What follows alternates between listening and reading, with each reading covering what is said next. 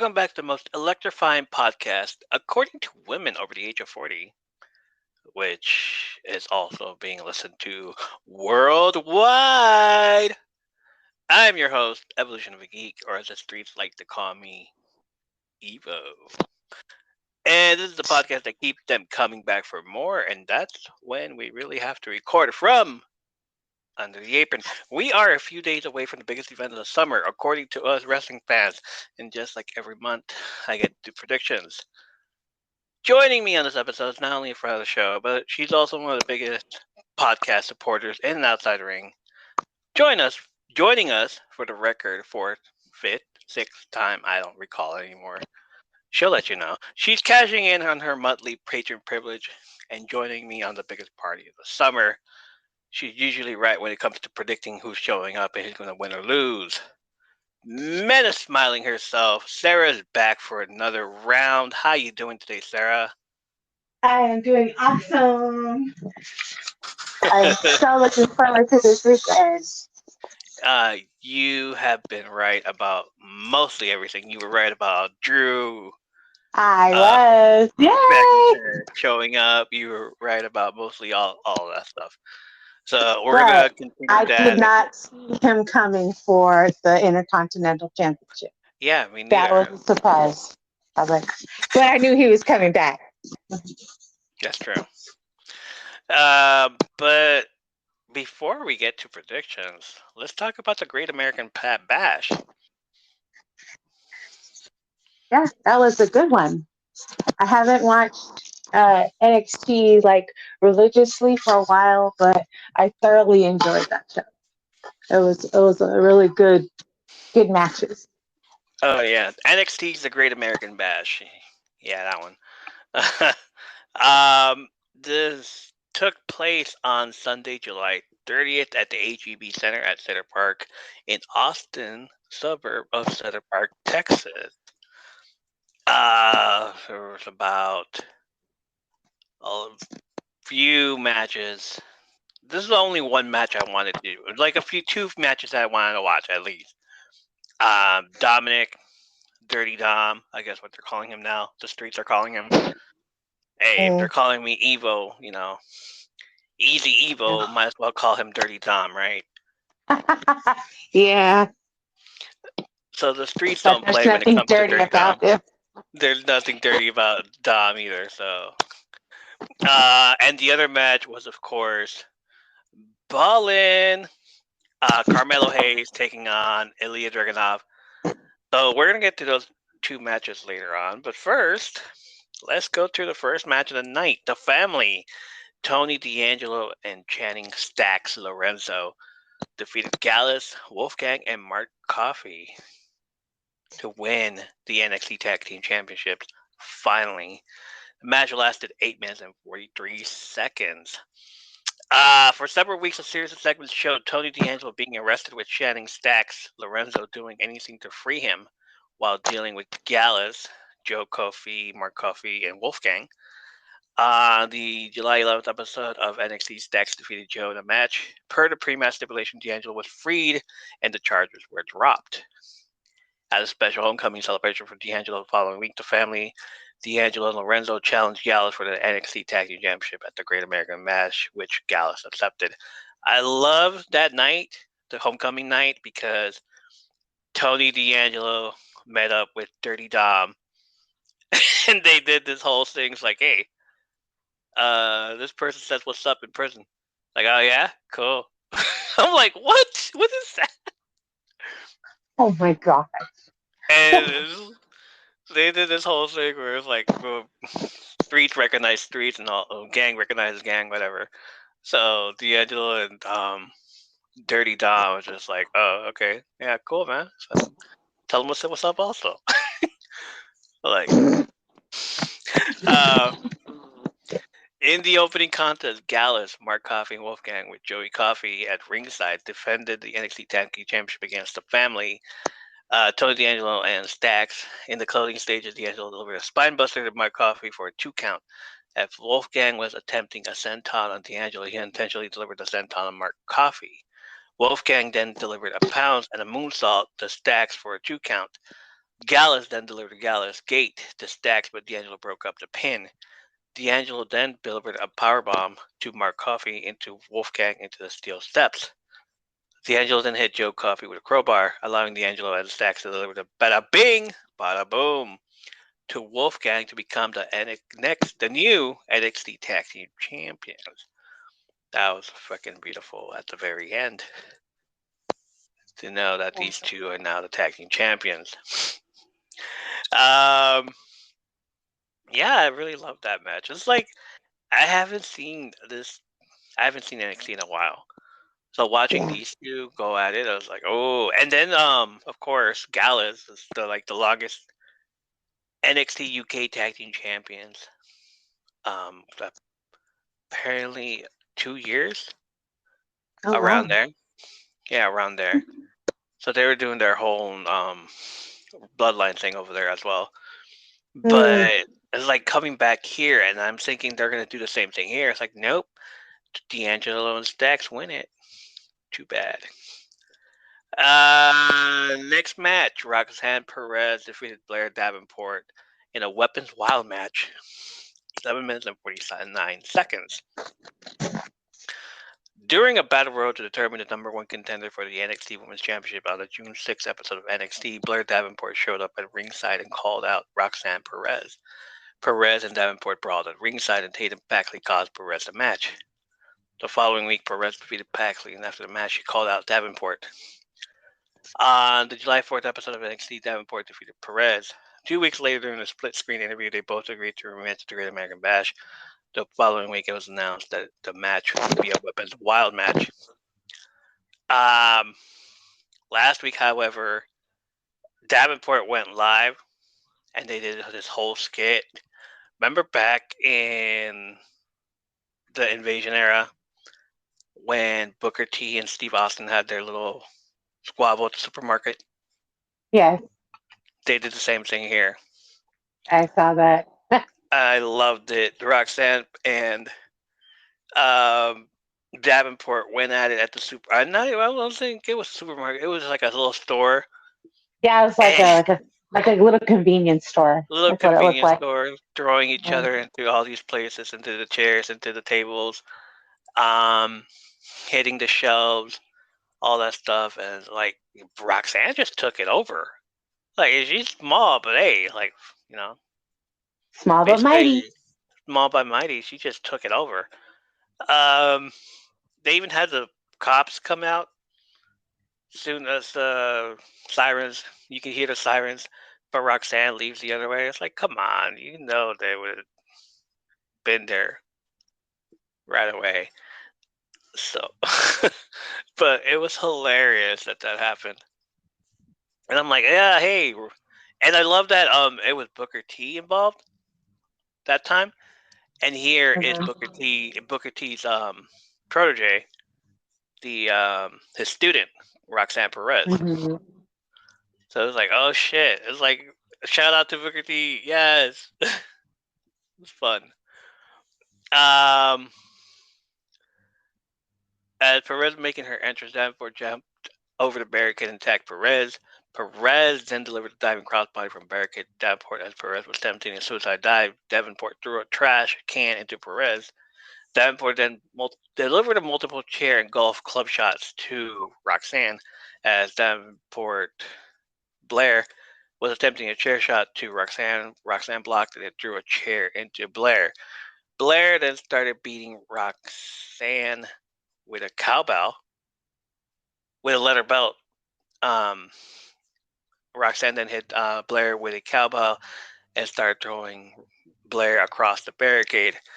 As Roxanne was attempting to pop Rock, Blair counted it into the Alabama Slam. Blair then delivered a Falcon Arrow to Roxanne into a trash can for a 2 count. Roxanne then delivered a knee strike into the steps, diving splash onto a table, and a pop rocks onto a pile of chairs for the win. Shout out to the outside. Um, Roxanne Perez's mom and sister. The sister who had more emotional in her fucking emotional damage. She's I like, oh my know. god, oh my god. It's like she did What a are you better doing job. to my sister? Stop!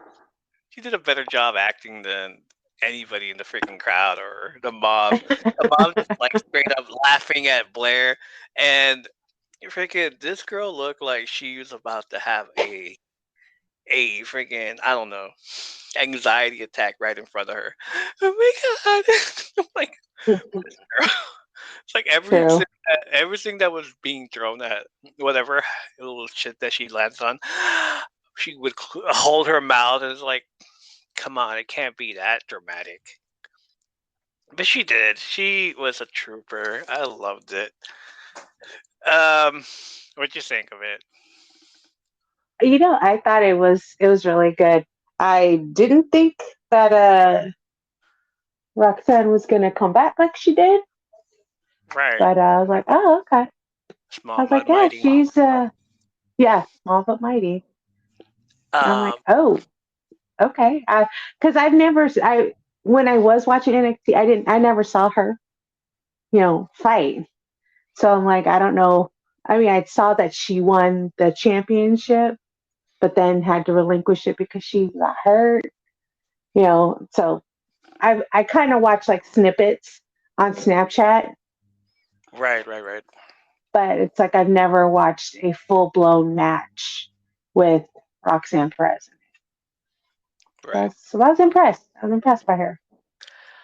Next match, Gable Stevenson, no comment, versus Baron Corbin ended in a double countout. The match, not even a match. It was 6 minutes and 32 seconds.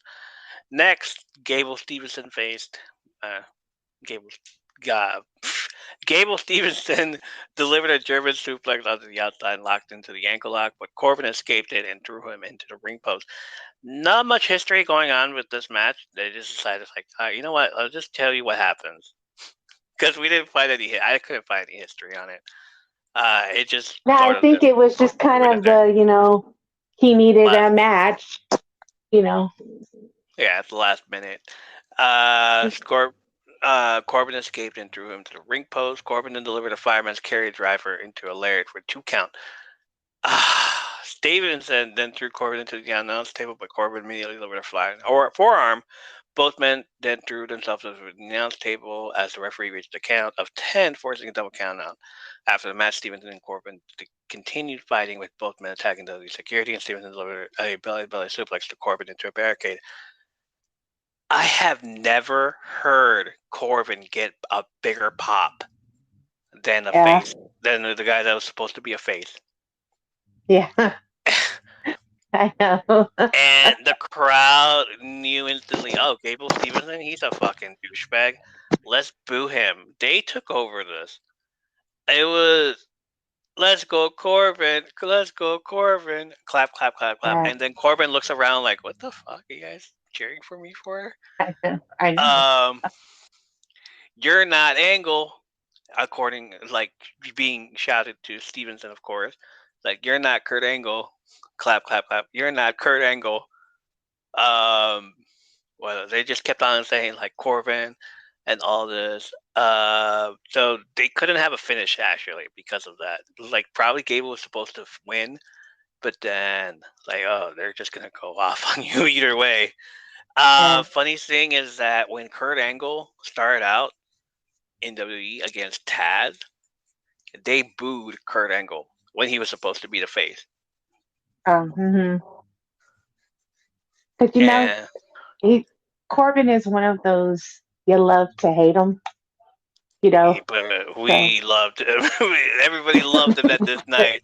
Like even yeah, Twitter is like, can we get this man off our TV screen? And then they heard Corbin being like cheered for. It's like, oh, never mind. yeah, Like yeah, it's like yeah, we get it. He's a freaking douchebag. And but still, Baron Corbin should have won. They should have called an audible. All right, Baron, go win this match. Gable gets his first loss. Whatever, I don't care. Nobody wants him yeah. there. Well, I mean, it's his first match anyway. Right. It All was his he's been first match. doing is like the dark, like the dark matches, but he hasn't fought. Right. Hey, welcome to the Sweet Life Pod, the show where we create special moments with special people. I'm your host, Sakari Masters. In the Sweet Life Pod, we'll be discussing individuality, peace of mind, and how to attain and uphold meaningful relationships. If this sounds fitting, then follow the Sweet Life Pod on Spotify now. Thank you.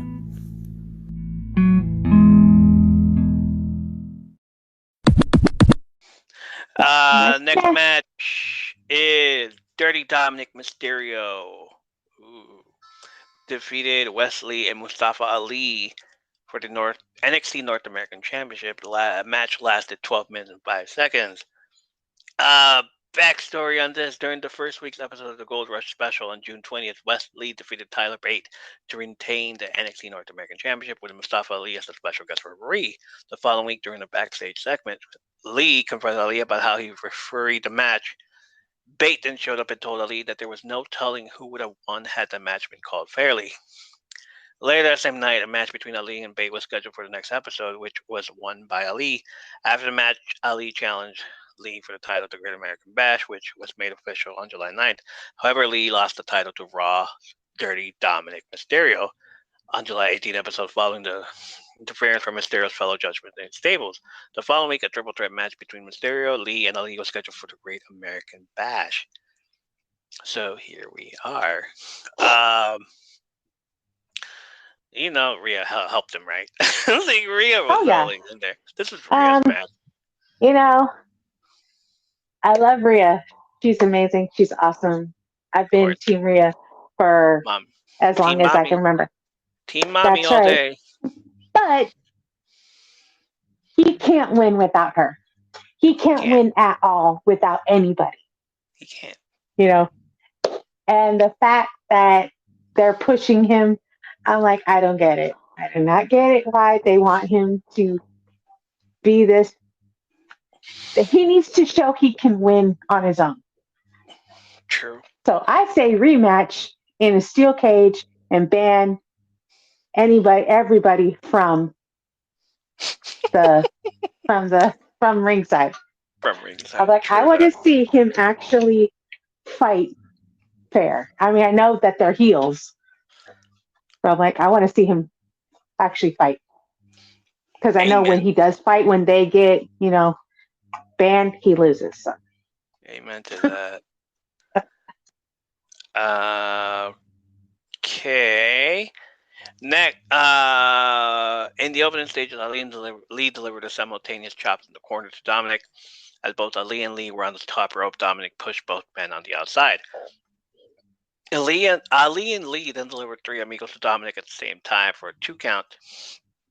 Ali then delivered a diving meteora to Dominic, but Ali broke up the pin as Ali was attempting a 450 splash on the apron to both Lee and Dominic. Both men moved out of the way. Dominic then delivered a schoolboy pin to Lee for a 2 count. Lee then delivered a suicide dive to Dominic.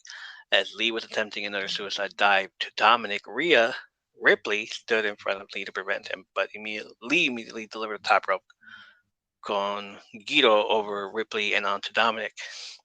As Lee was attempting to bring Dominic back into the ring, Ripley prevented him and delivered a riptide to him through the table, which got pop from people. They're just like, yeah, that was awesome. Yes. Dominic then hit Lee with the Women's World Championship for a 2 count. As Dominic was attempting to frog splash Ali, they delivered a dropkick to Dominic and delivered a 450 splash to Ali, but Ripley pulled Ali out of the ring, allowing Dominic to deliver the frog splash to Lee to retain the title. And that's why he can't win fairly. Because you have Rhea Ripley right there using it. Oh well. It was a fun match actually. I loved it. I enjoyed it. It was a really good match. I was it shocked me that when Ali went to go hit that 450 and he just both men rolled away.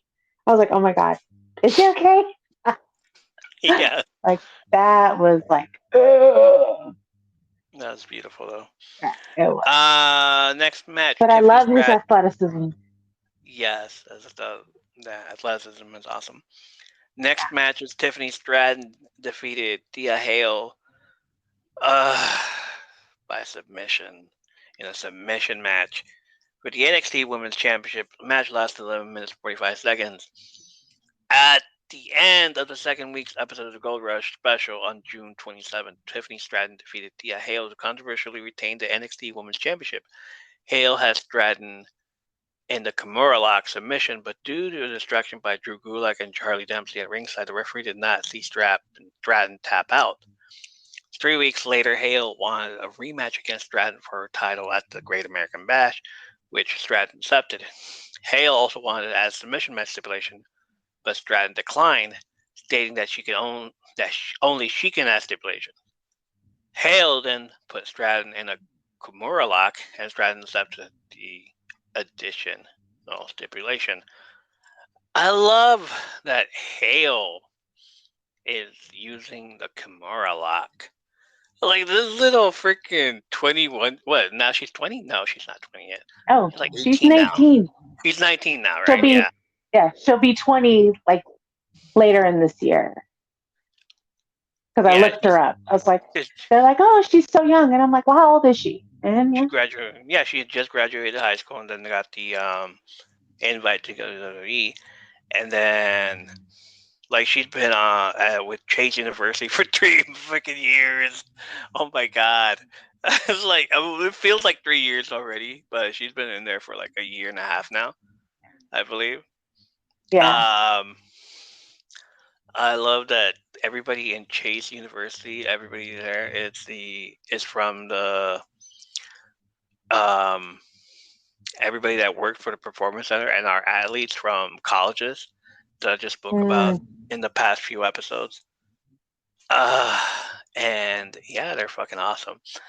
But I love how Tia Hale's the first one out of all of them, and she gets the contract, and she gets to be doing this, and she has this whole amazing gimmick where she is just like pumped up for everything. Like, yeah, let's go, yeah. I'm like, yeah. And I was like, calm down. Calm down. Okay, calm down. I was watching, they showed the story and everything. I was like, oh, she needs to calm down a little bit. She's a little too pumped, but hey, if that's what she's doing, that's what she's doing. Yeah. In the opening stage, Stratton locked in the Romeo special, but Hale reversed into Fujiwara armbar, but Stratton escaped. There's a lot of freaking submission on this match. Stratton then delivered a tilt-a-whirl backbreaker and a handspring back elbow. Hale then delivered an avalanche fisherman suplex, but as Hale was attempting the springboard senton, Stratton countered it with a body scissors. Hale then locked in a Kimura lock, but Stratton reached the ropes. Stratton then drew Hale into the steel steps, delivered the prettiest moonsault ever. Oh, 3 moonsaults, or 1, 2.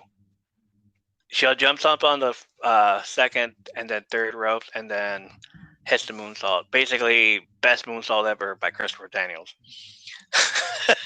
But she calls it the prettiest moonsault ever and locked into Boston Crab, but Hale refused to tap out. As Hale was attempting to reach the rope, Stratton dragged her back to the ring and locked in a half Boston Crab. To prevent less damage to the ropes, quarterman Andre Chase drew in the towel, forcing the referee to call the match, and thus Stratton retained the title. Like, Andre Chase drew in the towel? I thought it was the other guy, the dude, Duke Hudson. Duke Hudson that drew in the towel. But no, it was Andre Chase. Yeah. Okay. Yeah. I was like, oh shit. Okay. It was a cool match. I enjoyed it. It was, but Tiffany, she kept like losing. I mean, I know she's trying to get more leverage and stuff, but I'm like, that girl's tiny, and she's already sitting on her shoulders as she's got her in the Boston Crab. But yeah, like she would have just bended her over. It was like, I know. Yeah, all right, I was like, it didn't even look like she was doing anything. Last match of the night, Carmelo Hayes defeated Ilya Dragunov for the NXT Championship. Match was 24 minutes and 7 seconds. Man, at the end of the second week's episode of Gold Rush Special on June 27th, Braun Breaker went berserk in Shawn Michaels' office before storming out of the room, screaming that he had done his best in NXT and Michaels could not control him. The following week, during a promo where Breaker talked about his match against Seth Rollins for the World Heavyweight Championship during the first week Gold Rush special. He was interrupted by Ilya Dragunov, who said that Breakker was between him and the NXT Championship. The two then brawled. On July 7th, Michaels announced via Twitter that Dragunov and Breakker would face each other on the next episode, with the winner receiving a match against Carmelo Hayes for the NXT Championship at the Great American Bash. The following week, Dragunov won that match. In the opening stages, Hayes delivered a shoulder tackle, a springboard clothesline, and a pump kick for a 2 count. Dragunov then delivered an enziguri, a German suplex, and a lariat for a 2 count. Dragunov then delivered a jumping kick and a German suplex for another 2 count. Dragunov then delivered a ripcord forearm and chop for a 2 count. Hayes then delivered a super kick, but Dragunov immediately delivered a lariat for the 2 count. Dragunov then locked in the Cobra Clutch, but Hayes counted it into a pin for a 2 count. Lots of 2 counts here. Dragunov then delivered a roundhouse kick for another 2 count. As Hayes was attempting a leg lariat, Dragunov blocked into an enziguri, but Hayes immediately delivered La Mystica. As Dragunov was attempting a chop, Hayes delivered a knee smash, a lariat, and a springboard DDT for a near fall. As Hayes was going to the top rope, Dragunov pushed him down and delivered a diving senton for a 2 count. As Dragunov was attempting the coast to coast, Hayes countered it with into a codebreaker. Chris Jericho's codebreaker. But as Hayes was attempting to nothing but net, Dragunov countered it into a powerbomb, delivered a jumping forearm for a 2 count. Dragunov was attempting an avalanche fisherman suplex. Hayes countered it into a midair cutter. Oh, that was beautiful, by the way. Yeah. Freaking hell. Both of those were. Beautiful. That was beautiful. When he did that powerbomb, I was like, oh my God, he's out. The RKO from the top rope. Oh, God, that was beautiful. Trick Williams was talking to Hayes on the outside. Dragunov delivered a torpedo Moscow to Williams, allowing Hayes to bring Dragunov back into the ring and deliver the nothing but net to retain the title. Trick Williams, went to go grab the NXT Championship, made Hayes look at it like, this is what you're fighting for. This right here. I'm like, dude, that is the best corner man right there. That is the best motivational speech right there. This is what he's like, you're not a failure. This is what you're he's fighting like, you're not for, a failure. right? This. Yeah. I was like, oh my gosh. Because when I see Trick, I'm like, what is he doing? I mean, really, what is he doing? Yeah, what I did notice is I never saw him try to interfere. Right. Now I'm like, he's literally. Oh, okay. Back when they were heels, they grab the belt and give it to Hayes, and Hayes would just hit it. But now it's like, I can't do that anymore. Okay, look at this belt, dude. Look at this belt. Look how shiny it is. So you want it? Yes. So he just motivated him some more, and then all right, you got this. We can win. But unfortunately, Tuesday night on NXT, he told him to he can't be in his corner anymore. I'm like, son of a bitch, what? Really? Yeah. Yeah.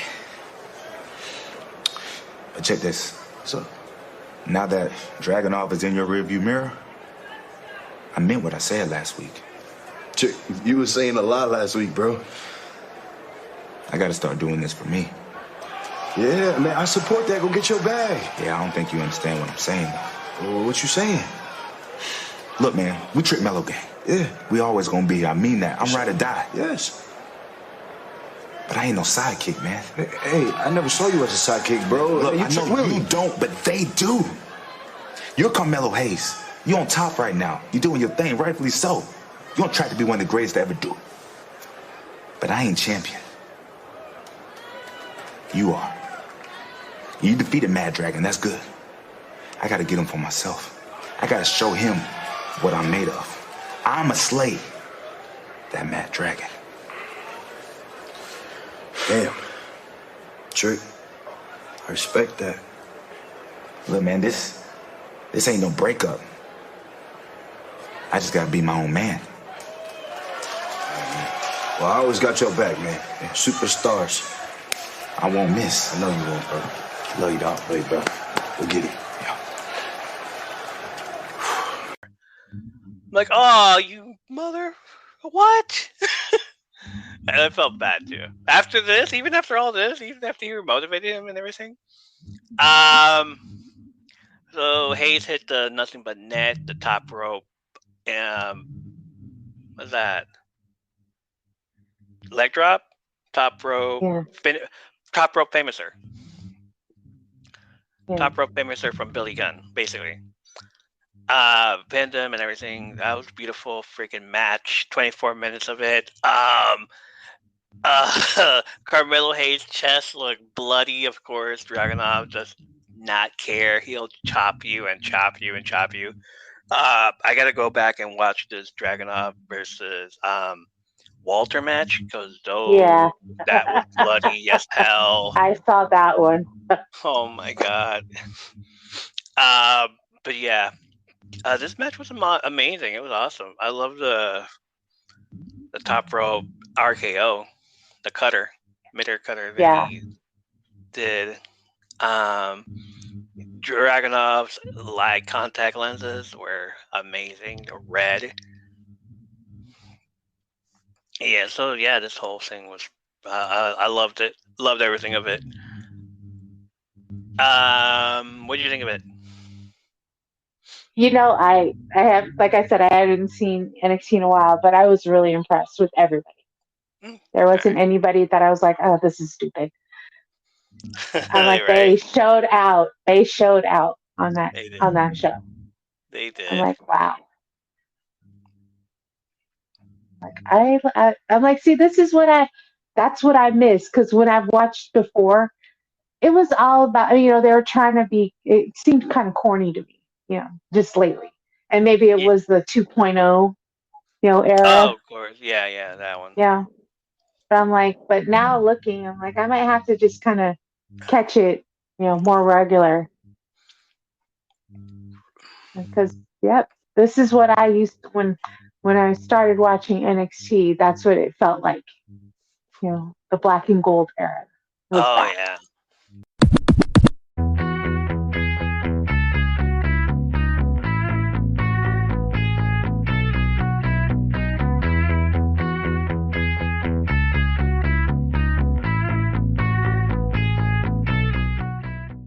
What is up?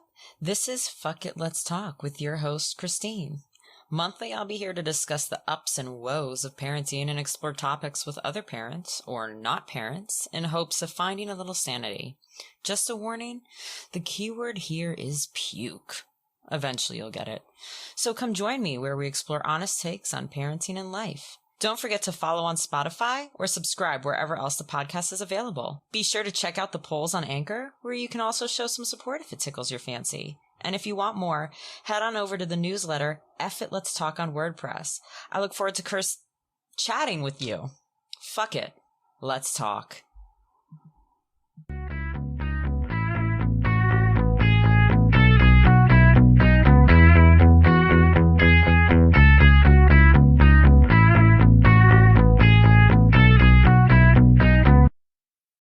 Hi, everyone. This is JJ, the co-founder of Good Pods. If you haven't heard of it yet, Good Pods is like Goodreads or Instagram, but for podcasts. It's new, it's social, it's different, and it's growing really fast. There are more than 2 million podcasts, and we know that it is impossible to figure out what to listen to. On Good Pods, you follow your friends and podcasters to see what they like. That is the #1 way to discover new shows and episodes. You can find Good Pods on the web or download the app. Happy listening. Let me drink this little bit of C4. Okay. Smart energy. Sparkling strawberry guava. I'm not cheating on Zoa. I'm just like drinking something new. And because Roman Reigns drinks this, I wanted to try what he drinks. And as we speak, I'm looking at my Roman Reigns action figure to wreck everyone and leave. He kind of has the Intercontinental title belt around his waist because I took it from Razor Ramon and I like put it on around Roman's waist and I was like, nah, he's the tribal chief. He deserves the belt. I was like, it's there. It's like, sorry, kid. He's there. He's my guy. All right, so Yeah, SummerSlam 2023. Scheduled for August 5th at the Ford Field in Detroit, Michigan, exclusively on Peacock or WWE Network if you guys still around. Before we begin, as always, follow us on our socials and support us. From Under the Apron on Instagram, Spotify, and YouTube. Apron_stories on the X.com, formerly known as Twitter. The app formerly known as Twitter. Because if I call it anything but X, I believe somebody's gonna come after me and put an X, glow in the dark X strobe light thing around my house, and I don't want that to happen. So we're gonna call it X from now on. The app formerly known as Twitter. All right. More info on the links are where you can listen or watch in the show notes. Listen to us on Apple, Spotify, or any other audio media you can listen to on podcasts on. Make sure to rate us and leave us a review. And if you feel you want to do a little bit more. You know how much more, Sarah? A little bit more? Just a little bit more. Yeah. Just a little bit. Just a little bit more, right? Yeah. If you feel like you want to do a little bit more, support us on the Patreon. Become a top tier patron, just like our friend Sarah here, and I will shout you out at the end of every episode, or include you in an episode just like this one, just like she is, because she has patron privileges, right, Sarah? With your patron privilege. That's right. Tell me how those patron privileges are making you feel, Sarah. Like I'm number one, like the tribal chief. Like you're number one, like the tribal chief. There you go. Become a top tier patron, just like Sarah, and you can become just number one, just like the tribal chief, just like our friend Sarah here. Go to patreon.com/From Under the Apron podcast for more information on that. The link will be in the show notes. The event is scheduled to take place on Saturday, August 5th, 2023, at the Ford Field in Detroit, Michigan, returning to the event to its traditional August slot after the previous year's event, which was held in July last year. Remember that? I hated it. Yeah. It was like that's too soon. Yeah, I took my break and I was like, wait, I thought it was in August. Oh, shit, okay, never mind. This also will be the first SummerSlam to be live streamed on Binge in Australia. This also marks the first event to be held at Ford Field since WrestleMania 23 in April 2007, and the first SummerSlam to be held in Michigan since 1993. On the card, first match of the night. Let's go already. You know what? I don't even know if there's a first match. There's the first match. We're just going to go in order of whatever I just saw. So, match number 1, Cody Rhodes versus Brock Lesnar. On the Raw after WrestleMania 39, for unknown reasons, we know why, Brock Lesnar vicious attacked Cody Rhodes before both were set up to participate in a tag team match. Do you remember my reaction to that? I'm like, oh my god, what just happened? Why? The whole thing was just like, the entire match was supposed to happen, but he said like, nah, I'm gonna beat you up. However, how much time do we have? All right, for the 10 minutes that this was supposed to be a match, I'm gonna beat you up just like that. So, man, that was horrible. This resulted in a match at Backlash that Rhodes won. A rematch occurred at Night of Champions, which Lesnar won by making Rhodes pass out to the Kimura Lock submission. Everybody loves the Kimura Lock. The following episode of Raw, with them being tied 1-1, the fact that Rhodes did not give up, Rhodes issued an open challenge to Lesnar for any time, anywhere. Lesnar returned on the July 3rd episode where he brought with Rhodes. The following week, Rhodes challenged Lesnar to a third match at SummerSlam. After viciously attacking Rhodes on the next episode, Lesnar accepted the challenge. Just a regular match? Come on, I was expecting something like a dog collar match, or what was his dad known for? Leather strap match. At least. Leather strap. Yeah. Like I was hoping for that. They should have done something, because I think this might be like the end. No, the end would be like. I say they do like they did a Last Man Standing like last year. There you go. with Brock Lesnar. Still last man standing. Yeah. All right. So prediction: who do you think is gonna win? I think it's going to go to Cody. You think I so? think it's going to be Cody. Yeah. All right. What do you I'm think? gonna say Brock because they're tied 1-1. Okay. Yeah. Rose didn't give up on the last one, so I say Brock wins this one, and then Rose again says like, okay, now we're officially 1-1.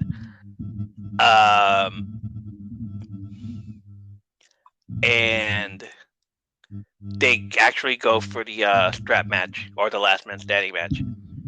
Yeah. Or Cody wins. Brock Lesnar still has a problem with it. They have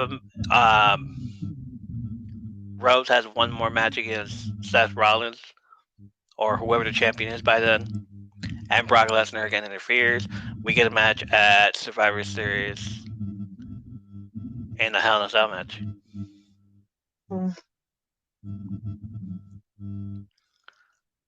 Yeah. That would be good. Okay.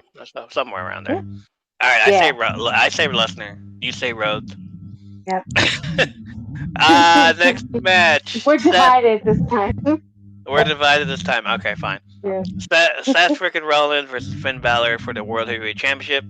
At Money in the Bank, Seth freaking Rollins successfully defended the World Heavyweight Championship against Finn Balor after Balor's Judgment Day stablemate, Damian Priest, who had won the men's Money in the Bank ladder match earlier that night, accidentally distracted him. On the following episode of Raw, in a match between Rollins and Judgment Day's Dirty Dominic, Priest interfered, with Rollins winning the match by disqualification. Priest then attempted to cash in on his Money in the Bank contract, but Balor appeared and attacked Rollins, costing Priest his opportunity, which caused some disagreement between Balor and Priest. The following week, arguments between Balor and Priest continued, but later they both agreed that Balor should receive a title match first. Later that episode, Judgment Day defeated Rollins' team in a 6-man tag match.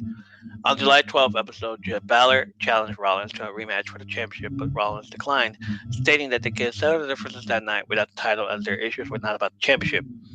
As Balor was about to leave, he viciously attacked Rollins. Later, a match between the two for the World Heavyweight Championship was scheduled for SummerSlam. I don't see Rollins losing yet. No. For what reason? Unless Damian comes in there. Yeah. So this is what I think. I think that it's gonna be Seth's gonna win, and Damian's gonna cash in, and Damian's gonna win. I think they're gonna make his cash in successful. Successful cash in at SummerSlam. Yeah. Nice. Okay. Because he's not gonna. He said he's not gonna cash in on Finn. He's not gonna cash in on Finn, but he's gonna cash in on Seth. Of course. Yeah. True. I see that. Seth wins. Finn doesn't like it. I don't see them going for. I don't see any of these guys going for. What are we? August, September, October, November. Like 3 more months until Survivor Series. We need like an actual team. So I see the Judgment Day team going, but I don't see any other team in here at all.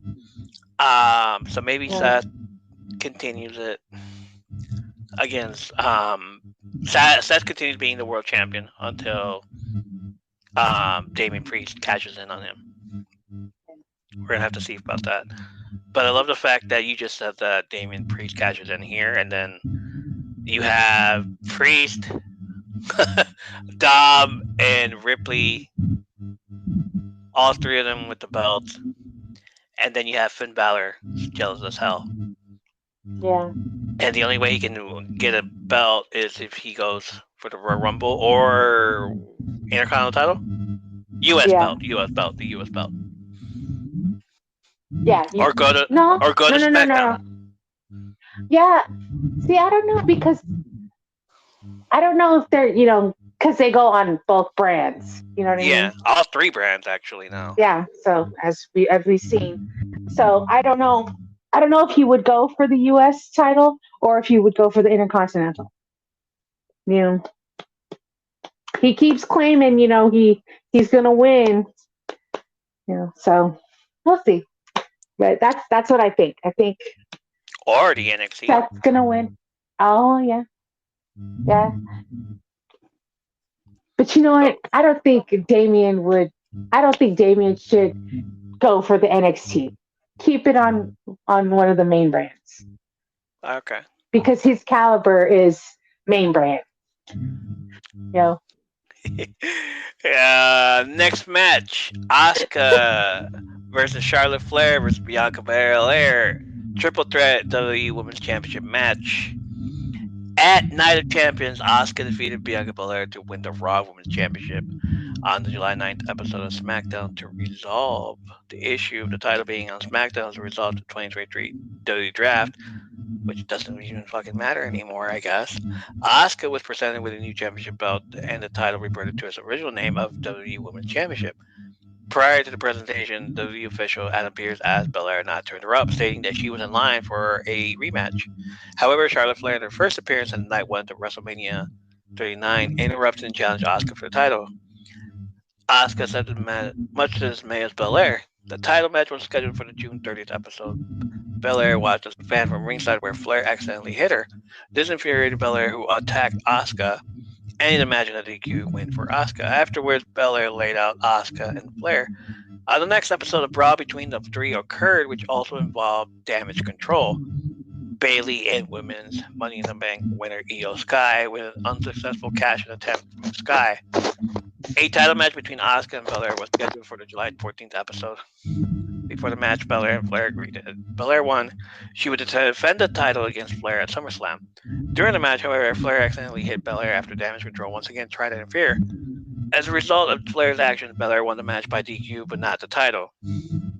On July 21, a triple threat match between Asuka, Belair, and Flair for the WWE Women's Championship was scheduled for SummerSlam.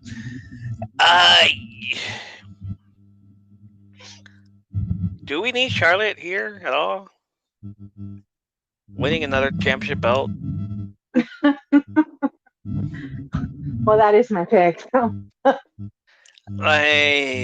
If the women's championship, if the women's freaking roster was in trouble, then yeah, Charlotte Flair. But it's not. Like, she just wants to get in line. She just doesn't want to go in the back of the line, and she is the line, of course. That's right. I say Asuka. Yeah. I was like, I think they would give it to Charlotte because, it's kind of what Charlotte wants, Charlotte gets, and I think she's done with her, her post WWE stuff. So I think she's just back. So I think that, they want to give her, they want her to be the champion. But my sister was saying that she thinks that Asuka's going to retain because Belair and Flair are going to be so, want to beat each other up that Asuka's going to rest. And then when one tries to pin the other, she's going to spray one and then take the pin. So spray both of them. Do that. Spray both of them. Like, oh shit, she did it again. Hey, wait, how did she do it? I'm like, yeah, the Great Muta style.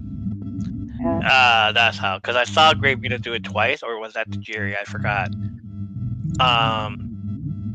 And you see this packet in his hand too when he did it the first time, and then you see him reaching for his pocket, grabbing the packet, putting it in his mouth, and do it again. I was like, oh, nice, okay. But I kind of know when she's gonna do it because all of a sudden her mouth is closed. Like she never, because she'll be smiling and blah blah blah, and showing her teeth and messing around, and then all of a sudden she's closed mouth, and then when no one's looking, then she does it. So I was like, yeah.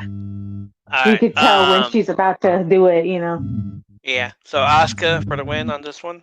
Yes. That's what you said, yes. Yeah. Who do you think? I think Charlotte, but we'll Charlotte. see. All right. Yeah. Charlotte. We got a Charlotte. We got 2 people with Asuka. All right. Cool. Thank you, sister. All right. So sister thinks it's Asuka. You think it's Charlotte. Next match. I'm looking forward to this one. Ricochet versus Logan Paul. Oh, yes. Freaking hell. I'm looking forward to this one, too. At the Royal Rumble in January, Logan Paul and Ricochet were participants in the men's Royal Rumble match. During the match, both were involved in a high spot in which they performed simultaneous springboard clotheslines at each other from opposite sides of the ring, collided in midair, which went viral across social media. I loved it. The best damn viral freaking moment ever that involved Logan Paul. That's it. That's the quote right there. After several months, problems between them resumed after Paul was added to the men's Money in the Bank ladder match without qualifying, like the other participants, including Ricochet. During the match, the two would come out to blows again, where Ricochet performed a springboard Spanish fly and Paul through the 2 tables outside the ring, taking both out for the remainder of the match. I saw, what happened to Paul. I think his, Logan's shoulder started bleeding. Like he got scratched on there. Like That's after the Money in the Bank? Yeah, Money in the Bank. Yeah. With the letters. Later backstage, Logan Paul attacked Ricochet for costing him a title opportunity. Ricochet then invited Logan to meet him face to face on July 10th episode of Raw, where he challenged Logan to a match, but Logan denied. Logan once again accepted Ricochet's invitation to meet him on July 24th episode, where Logan attacked Ricochet from behind and accepted his challenge to a match at SummerSlam. Okay. So I hate that I'm gonna say Logan Paul. I hate that that I have to say Logan Paul on this one, because Ricochet has nothing to lose. He's he's here. He's forever. But Logan Paul has lost all his matches since then. He has to at least win one to claim his money, right? Like, you're here for a reason. So here you go, Logan Paul. He didn't, of course, Money in the Bank, of course, Royal Rumble. His match against Seth Rollins. Freaking, he loses. His match against Roman Reigns, he loses. I mean, that was a given. Yeah, of course. Like, he was gonna lose any of them. Anyway. Yeah. But yeah, I'm gonna say Logan Paul for this one. Like, I hate to say it, but this is gonna be this is the one that's gonna be a headbanger. For sure. Or, no, not yet. Wait. I'm not gonna use that bit yet, but this is one of them. For sure. Yeah. I think it's gonna be good, but no. I'm going with Ricochet. Ricochet? Alright. Yep, I'm going with Ricochet. We're divided on these ones today, huh? I know. What's going on? Hi everyone, I'm Lisa. And I'm Dawn. And if you've ever watched a TV show and thought to yourself, oh my god, that season finale plot twist was absolutely bonkers. Or seen a movie and thought, wow, I need to talk to somebody about this train wreck immediately. Then we think you'll fit right in with our podcast, I Hate It, Let's Watch It. We watch TV shows like Riverdale and Emily in Paris. And movies like Deep Water, Killer Sofa, Rubber, and Deadly Illusions. And we give them the total rinsing they deserve. It's basically group therapy for movie masochists. So come check us out wherever you stream podcasts. You're listening to Mama Murdered a Podcast. I'm your host, AB. Mama Murdered a Podcast is a podcast where me, the mama, will be killing it on the podcast. We'll be taking a deep dive into things that are hard to talk about and even harder to believe that these things actually happen in the world that we live in. This entire podcast will be a trigger warning. I'll be talking about triggering topics while I dive headfirst into a lot of the cases that I'll be covering. New episodes will be released every week on Wednesdays because nobody likes Mondays and because Fridays are for day drinking and barbecues. Some of the case topics will be murder, of course, serial killers, like Dennis Rader, the BTK killer, missing persons cases, like 5-year-old Summer Wells, who vanished from her own yard in broad daylight in the middle of June in Tennessee in 2021. And especially the ones where it kind of seems like they just vanished into thin air, like Brian Schaefer. He walked into a bar, but he never walked out. He's still never been seen again. I'll also be covering cold cases and lesser-known cases. Join me every Wednesday to talk about all things tragic, murder, and things that happen in the downright ugliest sides of society. If you like what you hear and you want to support the podcast, you can rate me on Spotify. You can also leave a review and rating on Apple Podcast. You can follow me on Twitter and Instagram at murdered_mama. All of these things are free and they only take about a second to do, and it really does help grow the podcast. If you have any case suggestions, please send them my way. You can send them to the email address mamamurderedapodcast@gmail.com. Next match is Ronda Rousey versus Shayna Baszler in an MMA rules match.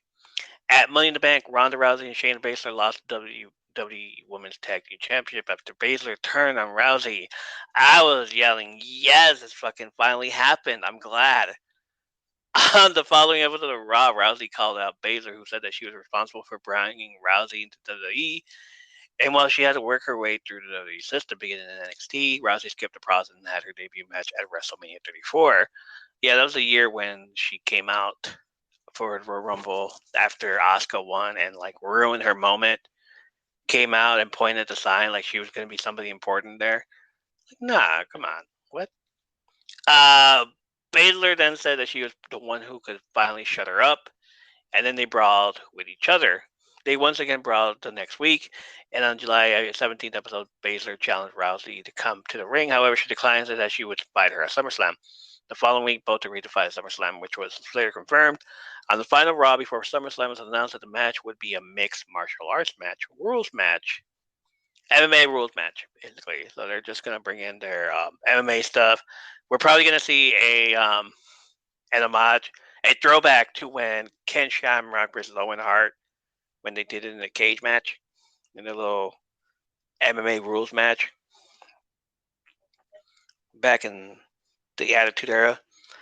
And we'll get to see Ronda Rousey with Shayna Baszler in a little cage and like do some submission moves and stuff. So yeah, like that'd be great to see, right? Yeah. I think Shayna's gonna win. Shayna, okay, yeah. Same here. I don't like Ronda. Basically, we don't like Ronda. Nope. Shayna win. Yep. Shayna for the win. That's right. For the win. Next match. All right. Now we can add in the audio. Okay? Okay. Johnny Bananas, tell us what you think of this match. Well, boys, we got ourselves a good old-fashioned headbanger.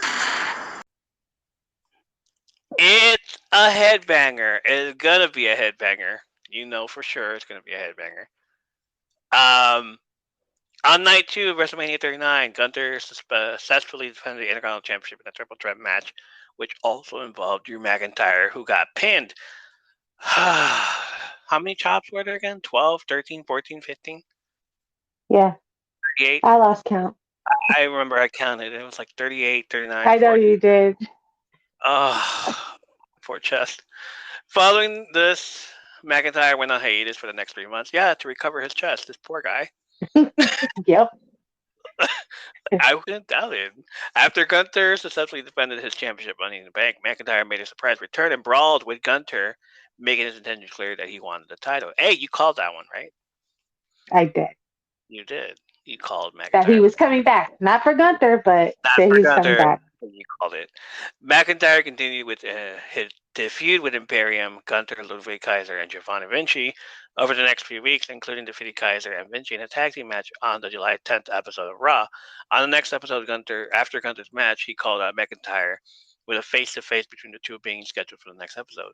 There, McIntyre challenged Gunther to a match for his championship that night. However, Gunther declined but said that he would defend it against McIntyre at SummerSlam, which was made official.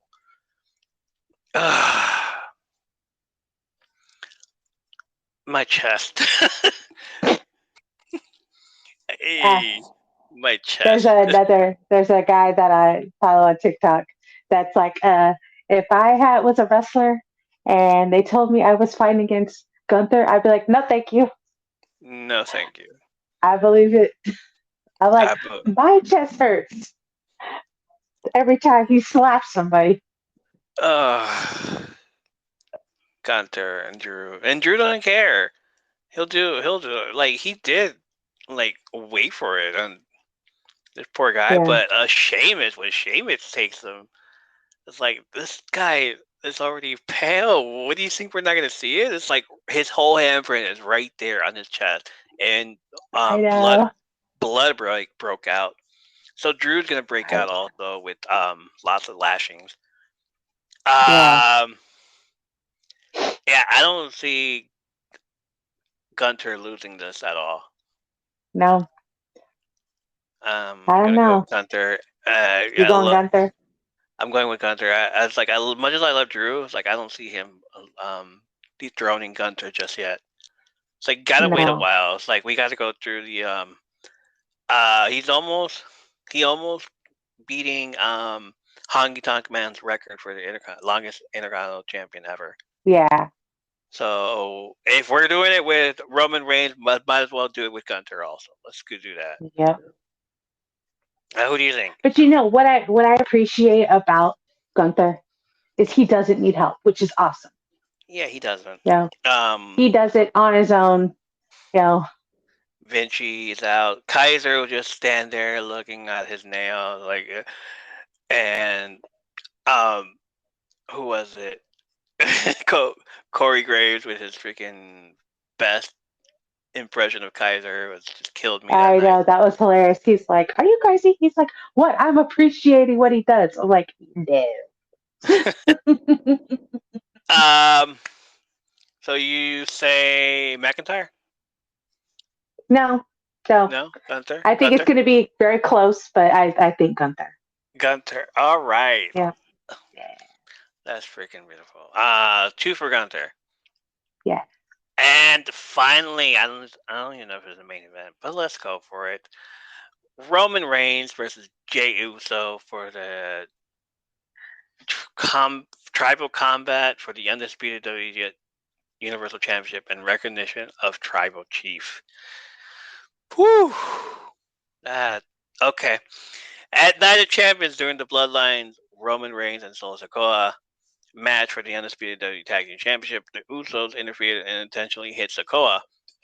After Reigns shoved both Usos around, Jimmy attacked Reigns out of pent-up anger after weeks of disrespecting from Reigns, thus leaving the Bloodline, which cost Reigns and Sikoa the championship. Jey would also leave the Bloodline on June 16th episode of SmackDown, where he attacked Reigns and Sikoa, choosing to stand by his brother's Jimmy's side. This led to a Bloodline Civil War tag team match at Money in the Bank, where the Usos defeated Reigns and Sikoa with Jey pinning Reigns, which was the first time Reigns was pinned since TLC Tables, Ladders, and Chairs in December of 2019. Damn. That's a lot of years since he was last pinned. Yes, it is. Oh, shit. The following SmackDown, a trial for Reigns was held. Reigns feigned not wanting to be the tribal chief any longer and hit Jey with a low blow. Jimmy then attacked Reigns until Sikoa tossed him away, and then both Sikoa and Reigns brutally attacked him, resulting in Jimmy being taken to a hospital. Later that night, Jey viciously attacked Reigns and Sikoa with a steel chair before challenging Reigns for the undisputed WWE Universal Championship. The following week, Jey talked about his family's relationship with one another before being interrupted by Sikoa and Reigns' special counsel, wise man Paul Heyman, who said that Reigns would meet Jey the following week to discuss the rules of engagement. There, it was agreed that Reigns would defend the undisputed WWE Universal Championship against Jey in an anything goes match called Tribal Combat. It's just whatever. Tribal Combat. Come on. Where, in addition to the championship, the winner would be recognized as the tribal chief of the Anoa'i family. This goes back to the early days of Reigns' Universal Championship reign, where he defeated Jey in the Hell in a Cell I Quit match in October 2020 and forced Jey to acknowledge him as the head of the table. The little, the Hawaiian thing? Not the Hawaiian thing, I'm sorry. Samoan, I apologize. Jeez Louise. Like, what are you doing? Oh my God, no, I can't, no. The Samoan necklace thing that he had. It looked like a bunch of peppers, chili peppers. Mm-hmm. Like I kept thinking, like, oh, somebody did a spicy emoji, and there it is, the spicy pepper emoji into a Mm-hmm. necklace. Is that what that is? Like, okay, cool. Um, so they're going for that too. Not only for the Universal Championship, but a necklace. They're fighting for a damn necklace. um, so whoever wins, it's like if Jay wins this, like acknowledge me, shit, head of the table. But I know that Reigns gonna be like, nah, fall back in line. You're with me back again. Um, You so think he'd want yeah, him back? no, No. or Well, maybe I he don't told him know. he's out. Well, are you gonna fall in line now? Are you gonna do what I say? Are you gonna do what I Yeah. say? Yeah. All right, then get your ass back in line. Come back. Like, okay, boss. Another year for him to like turn. Uh, and if Jay wins, you think Roman's gonna acknowledge it? No, he's No, probably gonna do a not at all. freaking uh, if Jay wins, he's probably gonna do a low blow and then be like, Of course. nah, That's his and acknowledgement. And and then talk shit. Of course, nah, you can't handle the responsibility. My belt. I'm the head of the table. It's me. Acknowledge me. Of course, he's gonna talk shit. I love when he does that, though. I love it. Um, by the way, the C4 is actually working this time. oh, Oh shit! Hey, cheers to that, right? Because like yeah. the one that I drank before was just like, whatever. This one's actually like killing it. I am all for it though. I'm gonna have to try more of those. What was this one called again? Strawberry guava. All right, Strawberry guava, but strawberry guava. sparkling. It's sparkling, but still, it's working. It's Okay, boosting me for now. Boosts awesome. metabolism, supports fat loss, and sharpens mental focus. Hey, my mental focus is sharpened.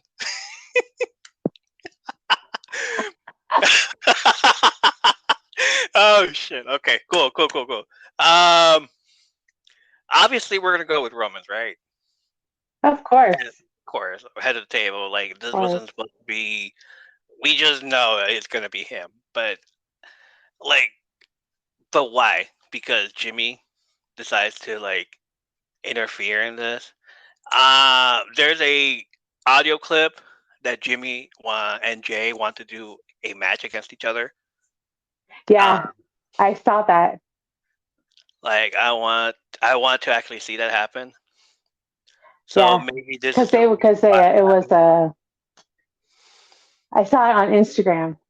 He's like, that would be a dream, So maybe this is the reason and why. maybe. And everybody's like, why? He's like, because it's just like you're back home, fighting in the living room. He's like, I want everybody a part of it. I want my dad a part of it. Maybe he could referee, but like Freaking Rikishi he's in like, this I thing. want this to happen. Imagine if they bring out. Wow, you okay? Yeah, just a tickle. Imagine if they bring in Jimmy Fatu or Jacob Fatu. Like they bring Yeah. Jacob Fatu for this match also. Like I don't know who else. Like I know Solo's gonna interfere obviously in this match, and then like this will probably bring out Jimmy, but accidentally hits Jay with a super kick, spear. That's your end of the match right there. Accidentally hits Jay with super kick. Um, Roman spears Jimmy out of the freaking ring. Roman hits Jay with a spear, and then ooh all that power bomb. 1, 2, 3. He wins. Still has the table. Jay's all like, "Oh, I can't believe this happened." He has to bow down and everything, and we Hmm. win. And that's it. Um, since we talked about last time, what about returns? Who do you think is gonna come back? You've been right. You've been right about this the whole time. This past few predictions. So let's go. I think maybe Randy Orton will come back. Randy Orton is one of them. Yeah. I hear The Rock and I hear Bray Wyatt. It would make sense. I hear The Rock too. I've heard The Rock, and I saw like a little somebody. Of course, they always make it up. They show Roman winning, and then The Rock's music hits. They're like the real chief is here kind of thing. Yeah. But it would make sense if Bray came out after the win, because it's the same shit that happened in 2020. Oh yeah, right. Yeah. Where Roman came out and speared Bray and speared Braun, and then told Bray like, "You can't handle this. This is mine." Yeah. Like you're. So it would make sense that Bray would do it. It's like, I remember you. But Bray as the Fiend or Bray as now? It would make sense if he came out as a Fiend. Right. 3 years later, you know what I mean? 3 years later. Yeah, 3 years later. You think you didn't forget? The Rock was supposed to be on Grayson Waller Effect. Yeah. But I don't think he'll have anything to do with he's just trying to get the rub, but I don't think he'll have anything to do with this match here. Like there's no reason for him to be here. But if they do show him at the beginning of the freaking SummerSlam show, I'm just gonna say like right now, you guys are horrible for this, and if he loses, I'm writing. Yeah.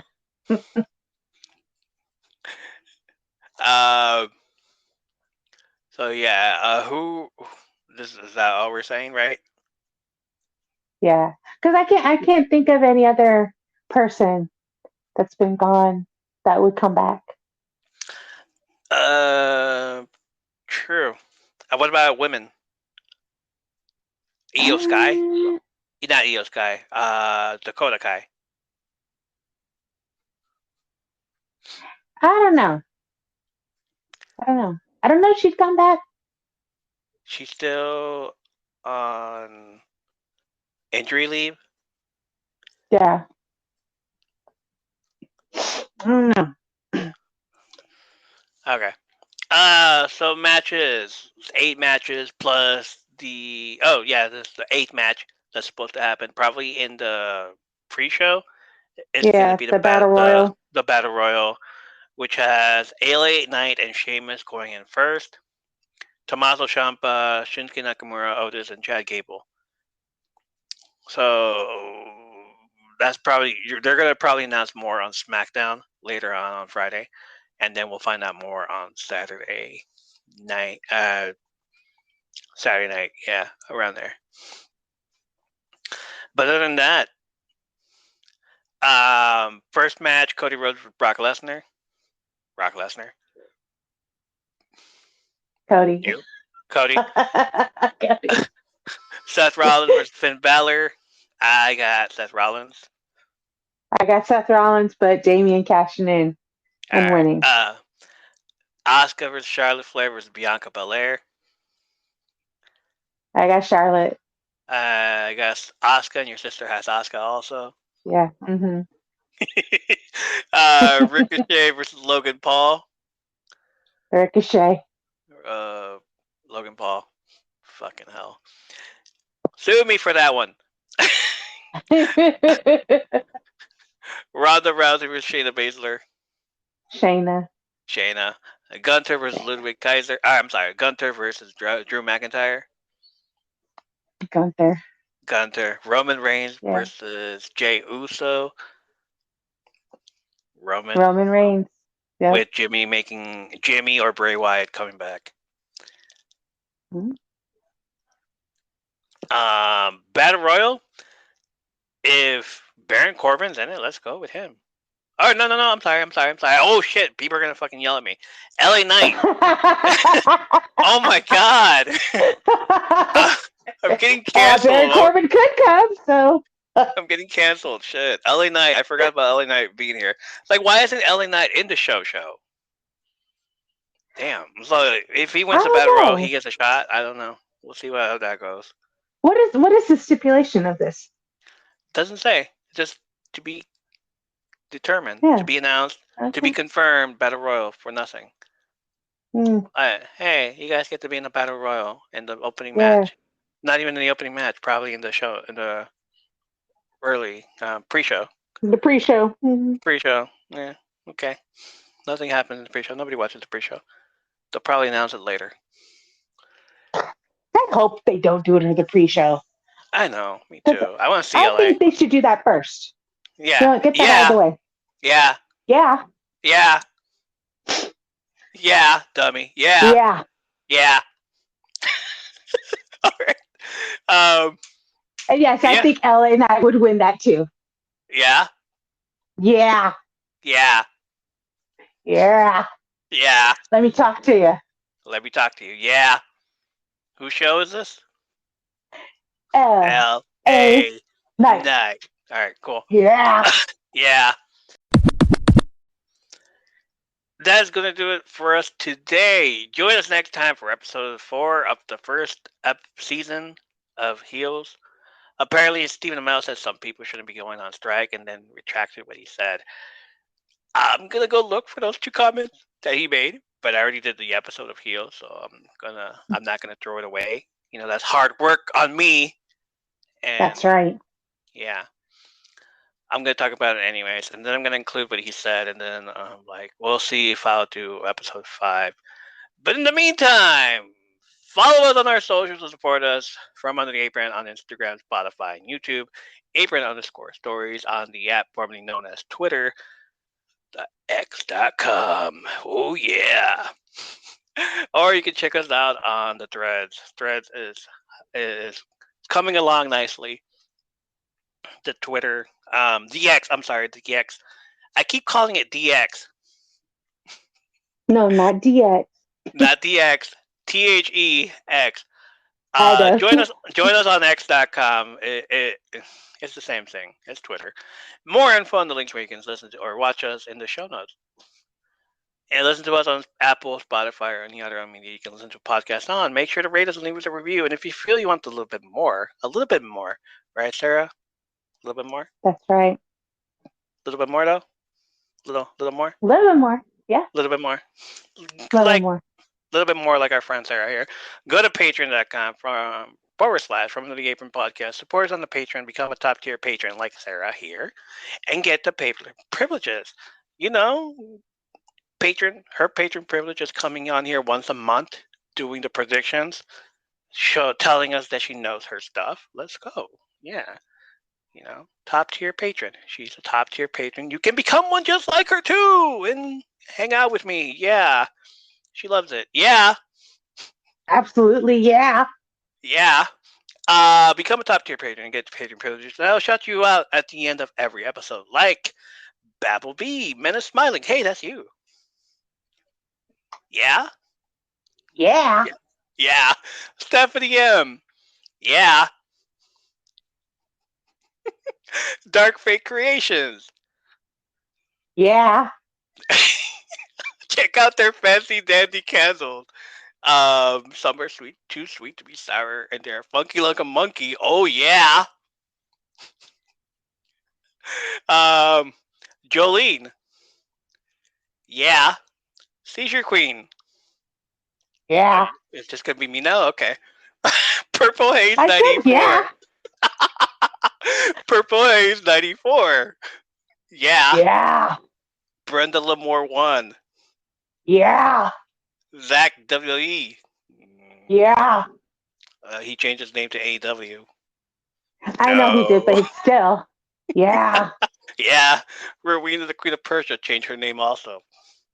Oh, she did? Yeah. OMG is Ren. Yeah. Jay Wowzer. Yeah.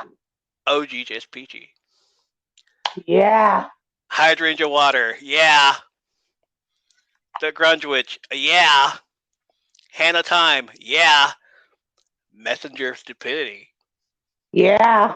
We love our friend Messi. Yes. Yes. My favorite Yeah. DJ, Aaron. Yeah. The wee daddy. Yeah. Rabbit Orlando. Yeah. Collector Valsing Sentimental. Yeah. Philly Millie. Yeah. Cloudy November. Oh, sweet Jesus. Yeah. Yeah. Cloudy November from the Nose Ascendant podcast. Yeah. Turtle Boy Flores. Yeah. Even better. Happy Chic blog. Yeah. Yeah. Celestial Moon Goddess. Yeah. Dude for it. Yeah. Yeah. Simply Yeah. Hippie. Yeah. Strawberry Chaotic. Yeah. Lady Dabigail. Yeah. Full Heart Earth. Hey, I said it better this time. Yeah. Yeah. Cookie Monster Kalani. Yeah. Ugly Hag on the Rag. Let's go. Yeah. One of my favorite Swifties ever. Swifty Ever After. Yeah. Lust for Life. Yeah. Mermaid Kisses. Where's he been? Are working? Sorry. Yeah. All right. No. Lust for Life's been working. He works at a hospital. So Oh, that's right. so he gets to be called up and everything. So I'm gonna Okay. check up on him, see how he's doing, see if he wants to come on the show again. Yeah. Mermaid Kisses. Yeah. Art Goblin 666. Yeah. Nikki Hardwell. Yeah. Orphan Deathlock. Yeah. Just Another Dude. Yeah. Tumble in the Jungle. Yeah. Shamika with one E. Yeah. H Cakes. Yeah. Jabroni Baloney. Oh, smack it down, Jabroni Baloney. Yeah. Lucid Dream 619. Yeah. Yeah. Hey, it's Yuzu.